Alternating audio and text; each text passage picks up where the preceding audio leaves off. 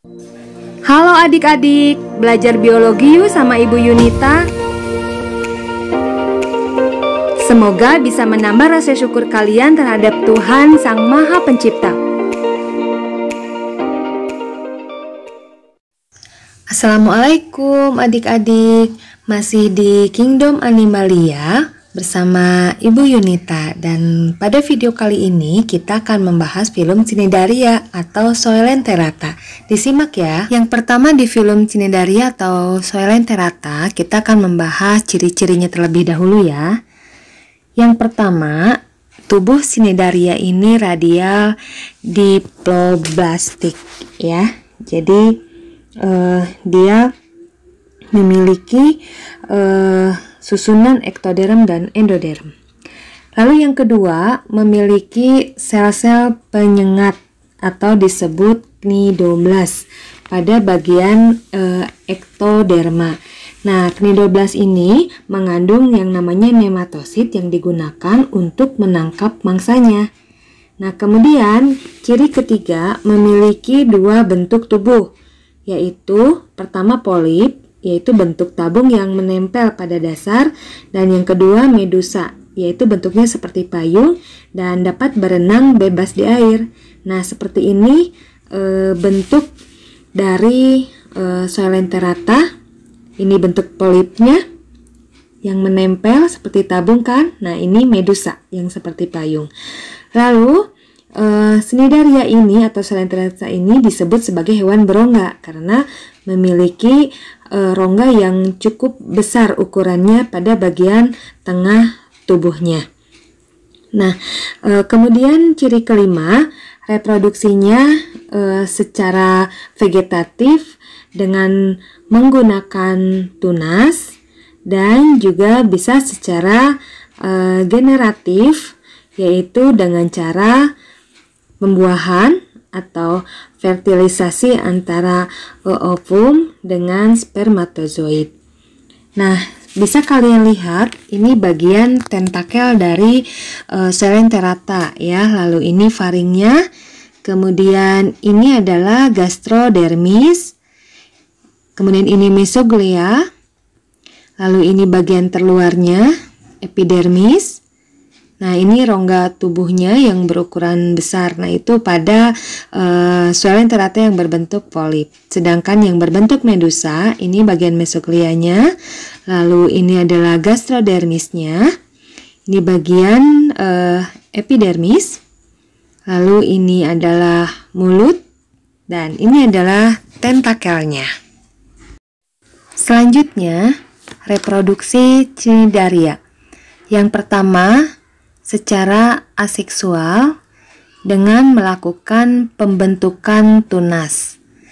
Nah, pembentukan tunas ini selalu terjadi pada Soilenterata yang berbentuk polip atau yang tadi seperti tabung yang menempel pada dasar. Nah, tunas ini dia akan tumbuh di dekat kaki polip. Nah, dan akan tetap menempel pada tubuh induknya, sehingga tunas-tunas baru ini akan membentuk suatu koloni. Nah, itu secara aseksual. Sekarang secara seksual. Nah, reproduksi secara seksual ini dilakukan dengan pembentukan gamet jantan atau spermatozoid dan gamet betina atau ovum. Nah, gamet-gamet ini bisa diproduksi oleh seluruh Soilenterata yang berbentuk medusa atau yang tadi bentuknya seperti payung yang melayang-layang di air ya. Juga beberapa jenis Soilenterata yang berbentuk polip. Jadi artinya semua medusa pasti reproduksinya secara seksual ya. Contoh Soilenterata yang berbentuk polip yang membentuk gamet adalah hidra. Nanti kita lihat ya. Nah, sekarang kita lihat bagaimana reproduksi atau daur hidup dari Cnidaria. Nah, ini yang Ibu tampilkan kali ini adalah Coelenterata yang memiliki kemampuan metagenesis. Jadi dalam satu individu mengalami dua siklus, yaitu reproduksi aseksual dan seksual. Oke, nah berawal dari polip dewasa yang nanti akan membentuk koloni. Nah, ini bagian dari koloni ya, membentuk kumpulan polip. Nah, polip ini terjadi reproduksi aseksual ya. Nah, di sini pada polip ada yang berfungsi sebagai penghasil gamet yaitu gonozoid yang memiliki tunas medusa, dan ada polip yang berperan untuk memangsa atau makan yaitu gastrozoid yang memiliki bagian mulut pada bagian ujungnya. Nah, bagian tunas medusa nanti akan berkembang menjadi medusa yang bisa menghasilkan spermatozoid, juga menghasilkan ovum, yang nanti terjadi fertilisasi dan terbentuklah zigot. Kemudian zigot berkembang menjadi embrio, menjadi blastula dan larva bersilia atau disebut larva planula. Nah, larva planula ini nanti akan berubah menjadi polip, berkembanglah nanti menjadi polip yang dewasa. Nah, pada medusa ini disebutlah reproduksi seksual. Nah, itu adalah proses daur hidup Cnidaria. Selanjutnya klasifikasi Cnidaria. Nah, ada apa aja sih di Cnidaria ini? Ada 3 kelas ya. Yang pertama adalah kelas Hydrozoa. Nah, kelas ini sebagian besar hidup di laut dan dia berkoloni. Kemudian anggota yang berkoloninya bentuknya berupa polip dan medusa. Sedangkan anggota yang bersoliter, anggota soliternya bentuknya hanya berupa polip saja. Nah, contoh spesiesnya yang berupa polip bisa kita lihat. Nah, ini contoh polipnya yaitu pada Hydra ya, ini Hydra sp. Kemudian contoh yang berupa polip dan juga bisa berupa medusa adalah ini. Nama spesiesnya adalah Obelia ya, Obelia sp. Oke. Selanjutnya pada klasifikasi Cnidaria adalah kelas Kyphozoa.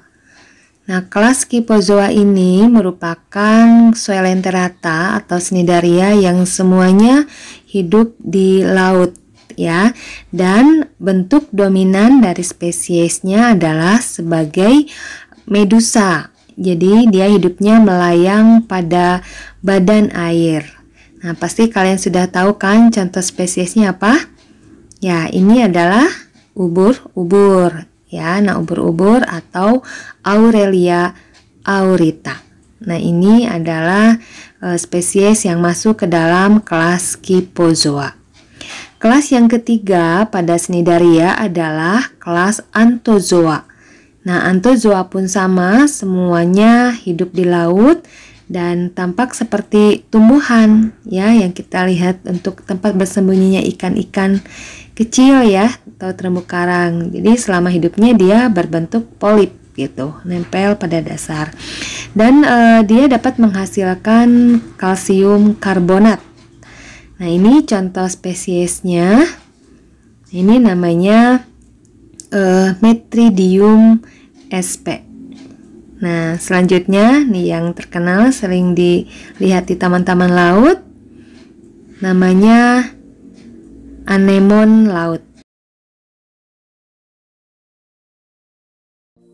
Nah, adik-adik, demikianlah pembahasan mengenai Cnidaria atau Coelenterata. Semoga kalian bisa memahaminya ya. Jangan lupa untuk terus menyaksikan pembahasan-pembahasan mengenai materi biologi, terutama dunia animalia bersama Ibu Yunita. Akhir kata Ibu ucapkan terima kasih banyak, dan wabillahi taufiq wal hidayah. Wassalamualaikum warahmatullahi wabarakatuh.